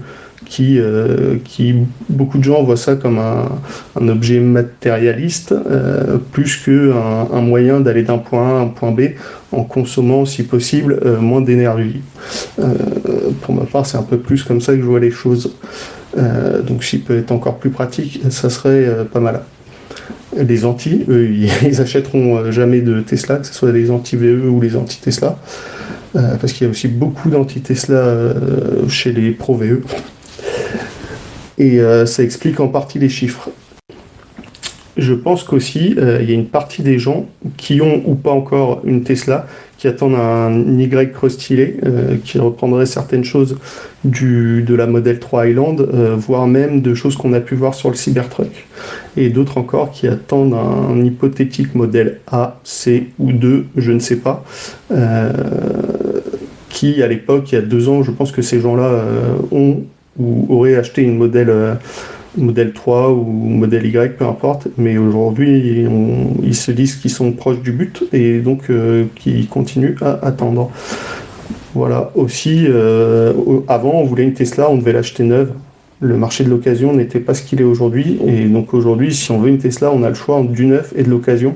Et comme un auditeur a pu le dire la semaine dernière, il a acheté sa Model 3 LFP, si je dis pas de bêtises, à peine plus de 25 000 euros. Et pour le véhicule que c'est, avec 50-60 000 km. Et le coût qu'il va avoir par la suite, je pense que c'est une sacrée affaire. Sachant que le moteur, l'ensemble batterie-moteur est garanti quand même à 8 ans, si je ne dis pas de bêtises. Donc, deuxième chose par rapport à la société, les licenciements, ce qu'on a pu voir parler, donc j'ai partagé comme quoi sur le groupe, il y a d'autres entreprises, d'autres constructeurs, des généralistes ont beaucoup licencié, et bon, j'ai pas l'impression qu'on en parle autant et qu'on en fasse des caisses autour, et que parler comme ça de Tesla, mettre tout ça en avant, ça permet de faire du papier, ça permet les gens réagissent beaucoup plus dessus. Je sais pas pourquoi. Peut-être parce que, comme je l'ai dit un peu plus tôt, aujourd'hui, les gens sont plus d'un extrême à l'autre, quoi. Voilà. Et donc, par rapport à ces licenciements, je pense qu'ils sont partis de quasiment zéro. Ils ont dû développer des voitures, développer un réseau de recharge, des bornes de charge rapide, développer de nombreuses choses. Et aujourd'hui, ces process, ils ont atteint un niveau de maturité qui fait qu'ils n'ont plus ces besoins-là en développement, et forcément, tout le pôle R&D, marketing ou autre, ils sont obligés ils n'ont plus besoin de cette ressource humaine et de faire des coupes rases. Et on sait que les Américains, sur ce sujet-là, ils réfléchissent pas comme nous, quoi. Ils n'ont pas la même vision sociale des choses. Et le mot licenciement, je suis pas sûr que ça leur fasse peur. Donc voilà. Après, on pourrait faire aussi une analogie avec chez les généralistes, même les Français, avec les sous-traitants. Ils sous-traitent, et le jour où ils n'ont plus envie d'avancer sur un sujet, ils coupent les contrats de sous-traitance, ils coupent les intérimaires et terminé, quoi. Mais forcément, ça fait moins parler parce qu'on ne dit pas Renault supprime 15 000 postes, par exemple.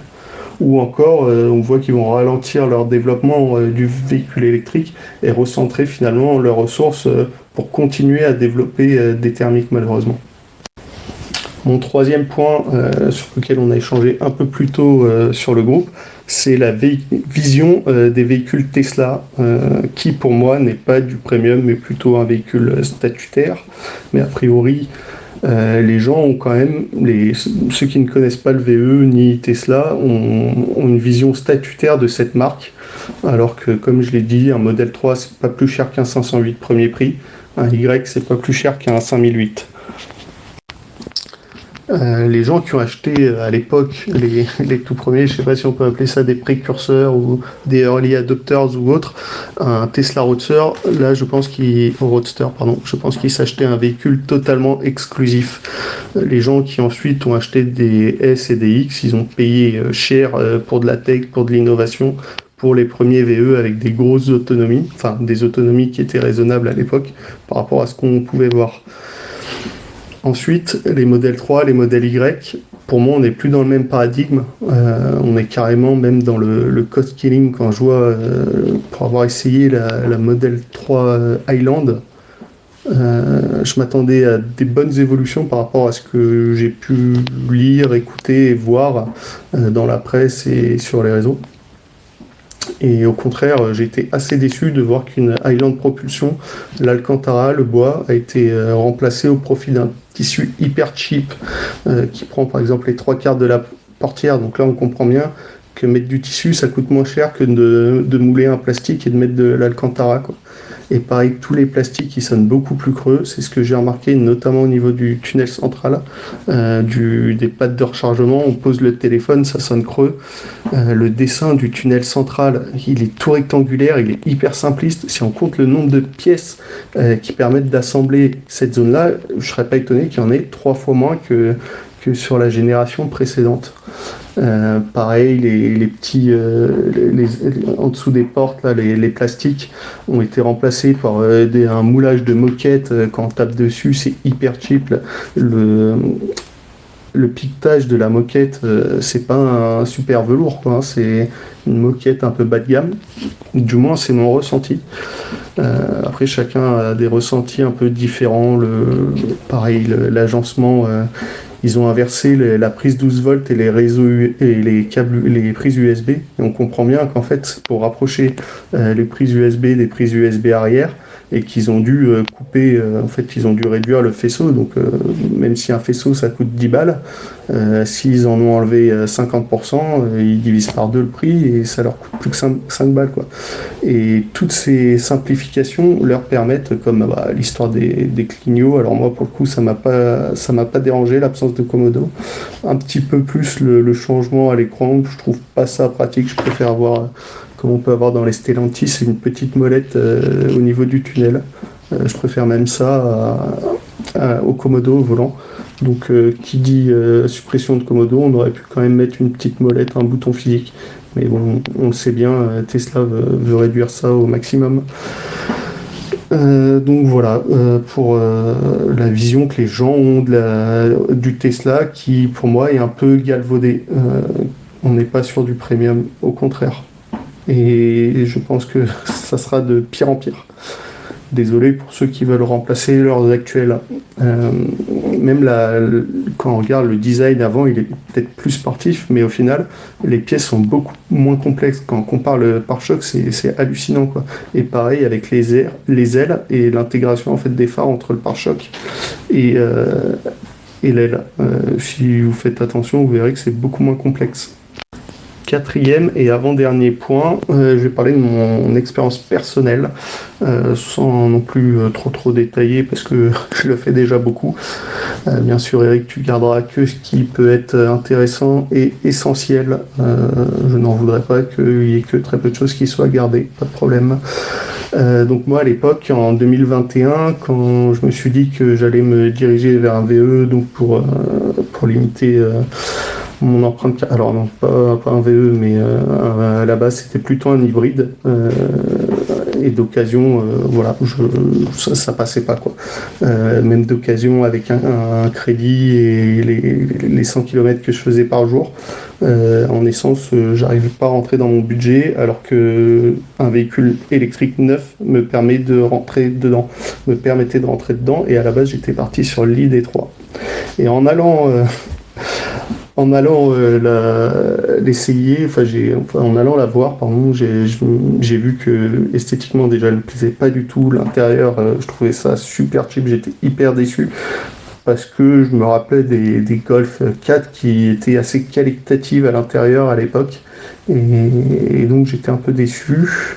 Et c'est comme ça que je me suis dirigé un peu sur la Model 3 à défaut, parce que je voulais vraiment un véhicule compact, et j'étais assez, pas bluffé, mais surpris de la qualité, parce que j'avais beaucoup entendu dire que la qualité n'était pas très bonne, la finition n'était pas très bonne, et j'ai trouvé que le niveau d'équipement était vraiment très correct, pour le prix en tout cas, parce que bon, un ID3, on n'était pas loin du prix quand même. Enfin, on était plus ou moins dans les mêmes prix, et je ne voulais pas de SUV, donc pas de Niro ou autre, et les Leaf et Ioniq ne me permettaient pas de faire les grands trajets que je réalise assez régulièrement. Donc ces véhicules, enfin Tesla Model 3Y, je trouve qu'ils sont pas parfaits. Donc la Model 3 l'absence de haillons, mais ça je crois que c'est un truc très ouest européen, et encore je me demande si c'est pas un truc très français, parce que quand on regarde les Espagnols, ils faisaient à l'époque des polyvalentes en 4 portes, donc c'est hâte, et idem avec quand on avait les Jetta et compagnie chez Volkswagen. Donc je me demande si le haillon c'est pas quelque chose de très français aussi, mais c'est très très bien, très pratique. Pareil, pas de banquette 40-20-40, alors c'est des choses qui sont réglées par le Y, mais lui il a une suspension qui est insupportable, c'est très très saillant derrière, largement pire que la Model 3 qui a déjà une suspension assez sportive, on va dire, assez rigide, pardon. Je sais pas si on peut dire sportive. mais qui lui permet quelque part d'avoir ce dynamisme à la conduite qu'on ne retrouve pas. C'est un peu ce que disait JC sur une Mégane ou sur d'autres véhicules, notamment les tractions. Mon expérience sur l'autopilote, alors moi je fais beaucoup d'autoroutes, 90% d'autoroutes, et après j'ai une petite route de campagne où c'est tout droit et j'ai 2 stops avant d'aller prendre l'autoroute. Et après en ville, je l'utilise uniquement quand je suis dans les bouchons, je suis quasiment tout le temps en mode confort et j'ai les Sexy Commander qui me permet d'avoir le réenclenchement automatique quand je double, que j'ai mis sur 0 secondes d'ailleurs, ou 1 seconde, je sais plus, ça se fait quasiment instantanément. J'ai jamais été surpris par un réenclenchement, parce que je l'ai mis aussi que au-dessus de 90 km/h. Qu'est-ce que j'ai d'autre ? Ouais, le système qui fait que quand on accélère pied au plancher, on passe en mode normal et plus confort pour avoir toute la puissance. Je trouve ça très pratique. C'est un peu comme le système pédale kickdown qu'on avait sur certaines voitures à l'époque. Les phares, j'ai pas eu spécialement de soucis, je sais que beaucoup de gens s'en plaignent.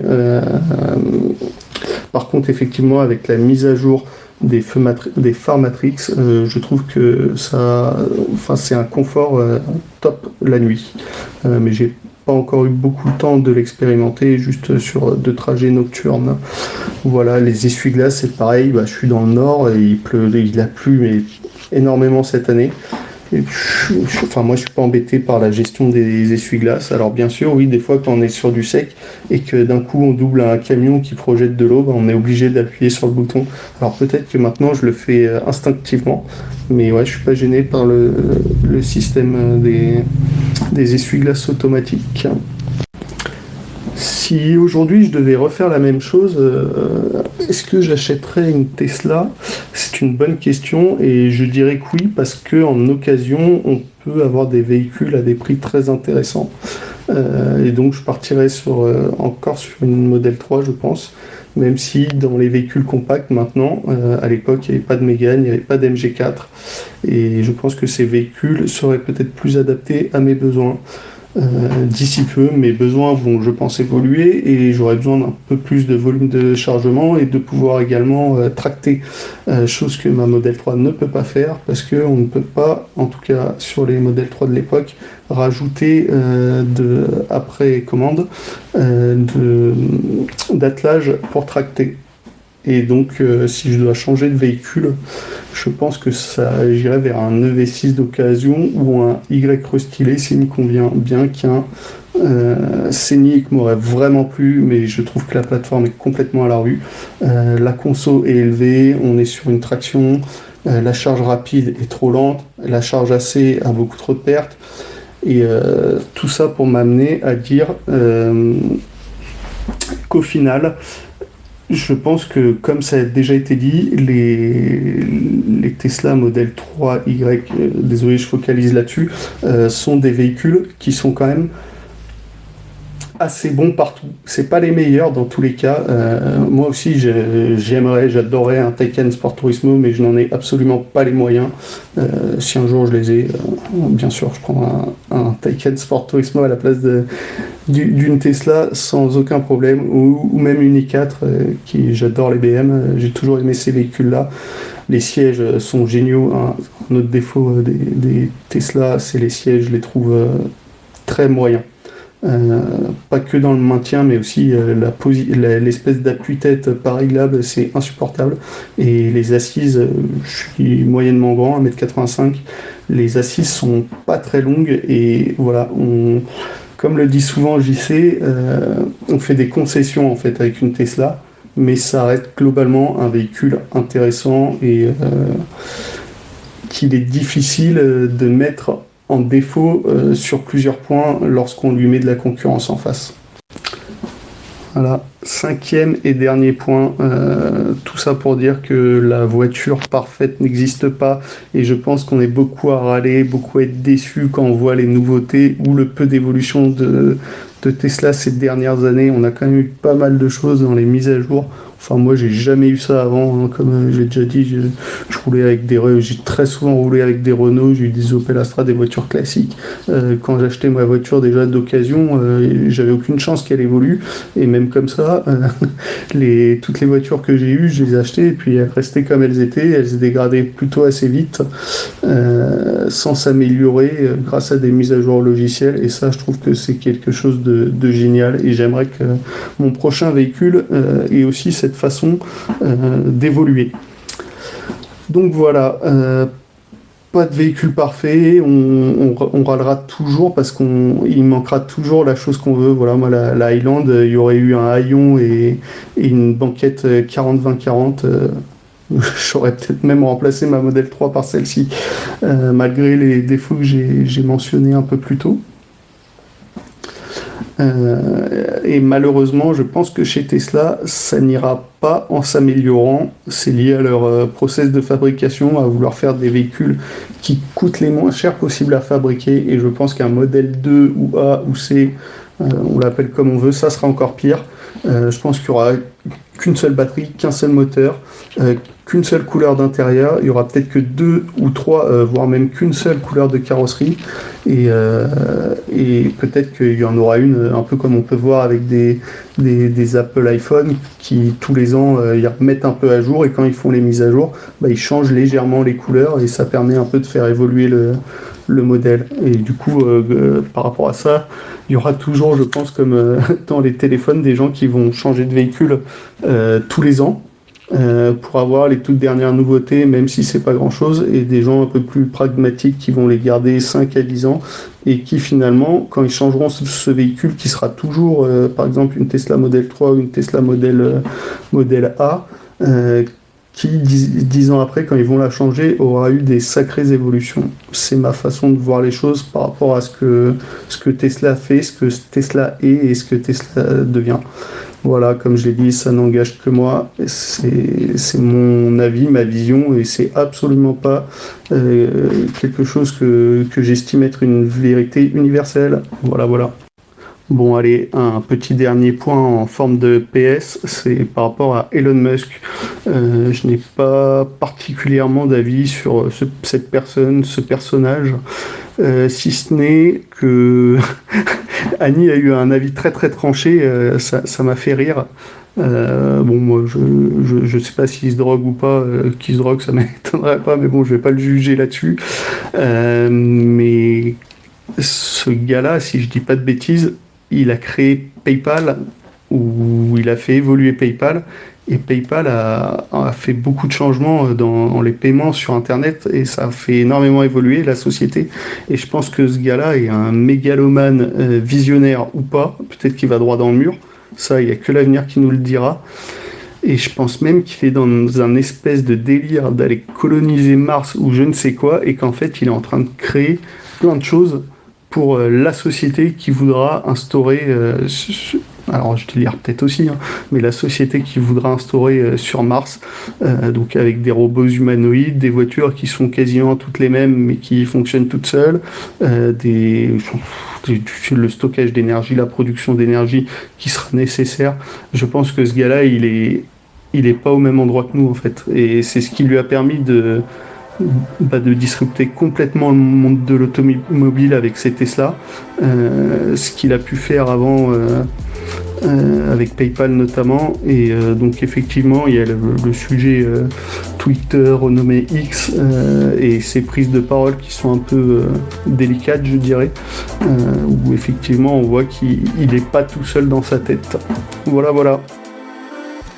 Voilà, c'est terminé pour aujourd'hui, mais l'actualité de la voiture électrique ne s'arrête jamais. Retrouvez-la heure par heure sur automobilepropre.com. Pensez bien à vous abonner via votre plateforme préférée afin de ne rater aucun épisode. Et n'oubliez pas de noter le podcast sur les plateformes, c'est le meilleur moyen de nous soutenir et de nous faire connaître. N'hésitez pas également à nous faire vos retours, remarques, questions, suggestions à l'adresse podcast@automobilepropre.com. Quant à nous, nous vous disons à la semaine prochaine pour un nouveau numéro du podcast. Salut!